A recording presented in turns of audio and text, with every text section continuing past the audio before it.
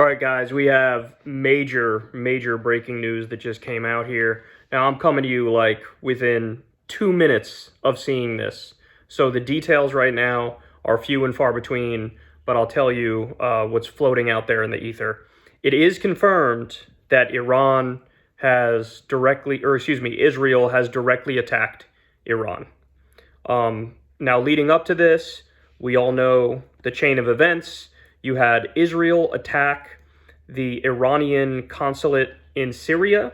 They were trying to kill the person who was General Soleimani's replacement. They succeeded in doing that.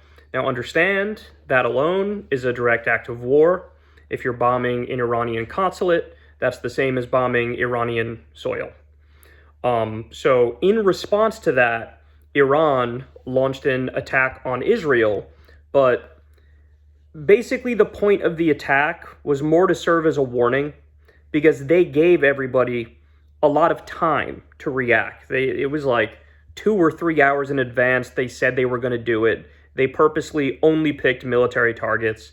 The reporting is that the overwhelming majority of the missiles and the drones that they sent were shot out of the air because there was ample warning. So it was basically like, look, you attacked us, we have to save face here and respond. But it wasn't an actual attempt to do massive damage. So in response to that, the basically like virtue signaling fake attack, Israel, of course, decided to unleash holy hell. So what we have right now is that not only are there attacks in central Iran, there's also potential attacks in Syria and Iraq as well. The particular place, this is what the rumor is at the moment, this is not confirmed yet, but that the attack in Iraq involved a high-level meeting that included a lot of like Iranian Shia proxies, including some members of the Islamic Revolutionary Guard Corps, which is basically like some of the highest ranking officials of Iran in that meeting who were just targeted. So Iran cleared their airspace when this attack happened. Again, this is all ongoing right now. Again, reports that the capital of Iraq, Baghdad, was hit.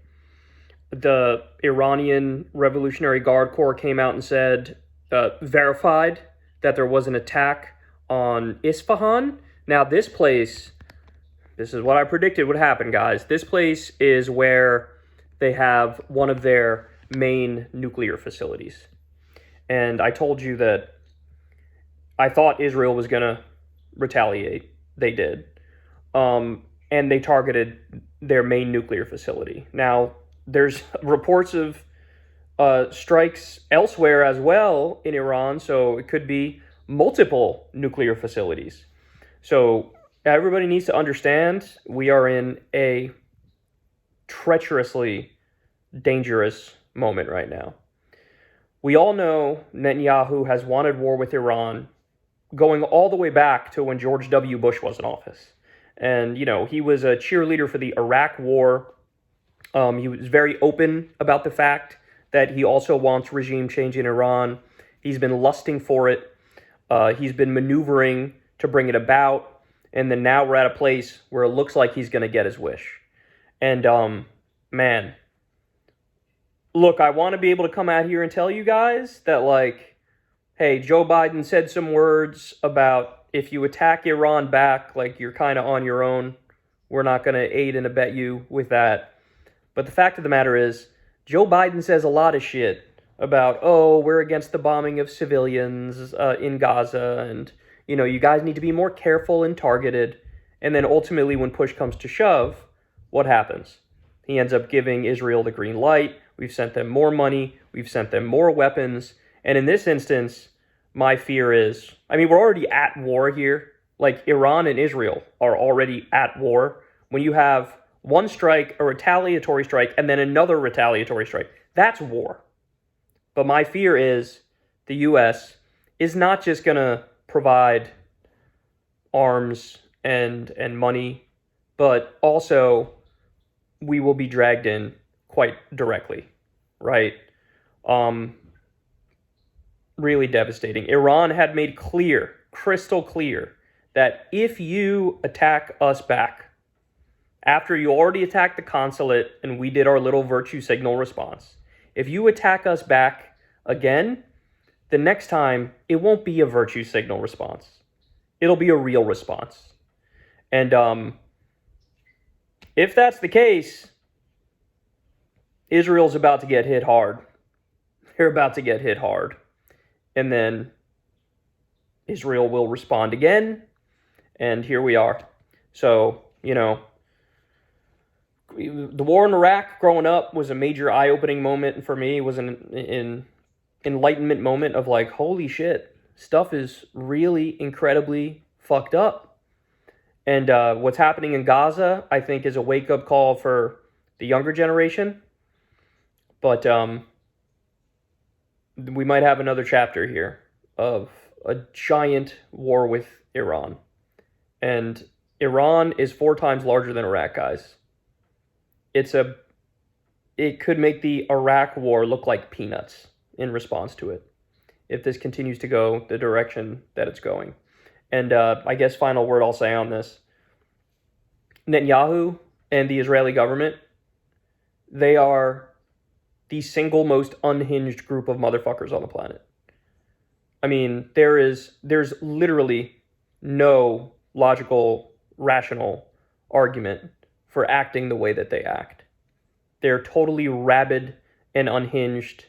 You have Israeli government officials on a regular basis saying flat out Nazi-like shit when talking about Palestinians in Gaza, lusting for war with Iran. And now it looks like they're going to get their way. And it looks like the U.S. is going to aid and abet them. And this comes, by the way, this attack on Iran comes immediately after the U.S. at the UN vetoed a resolution to have Palestine as a full member state. So all this, we're for the 2-state solution. We're trying to get it. We'll work it out. Well, you had an opportunity at the United Nations or every other country was like, yeah, we're going to recognize a Palestinian state. And the U.S. used its veto power to say no. All this is for what? All this is for what? The idea, Israel as our top ally. What the fuck have they done for us? We send them money. We send them weapons. We pat them on the back as they commit war crimes on a daily basis. What the fuck are we getting out of it? And then we have an emergency session of Congress where we have to ship billions more to Israel and Ukraine and Taiwan. Meanwhile, we got 650,000 homeless Americans here, but that's a priority to send more money to a country that's doing a genocide and now wanted to start an even wider regional war with Iran. It's fucking disgusting, man. They're unhinged. They're unhinged. This is neocon, savage bullshit is what this is. And they're trying to drag everybody down with them.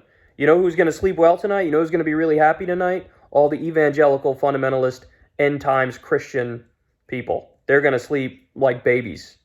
Because to them, they see this as a sign of the end times. That now the war with Iran and Israel and the U.S. gets involved and the Gog and Magog war may happen and Jesus will come back. Like, that's where we're at. So this is, obviously I'll give you guys more updates when I get more specifics. But again, what we know now, Israel attacked central Iran. They attacked at least 2 places in Iran, one place known to have a very important nuclear facility of theirs. They also attacked in Syria and Iraq. At least there's some talk of that. And looks like they're targeting top Iranian government officials. So this is it, man. Gloves are off. Iran is in a position now where they're going to feel like we literally have no choice but to respond. We have no choice. So there's war. And what's the U.S. going to do? What are we going to do? Well, if history is any judge, and if past action is any predictor of future action, we know what Biden's going to do. At the very least, he will continue to provide money and weapons to a rabid, unhinged country that's aggressively attacking everybody in the region. But it's also very possible young American men and women are going to get involved in this and going to die in the process. So, bad night bad news. There's really nothing else to say.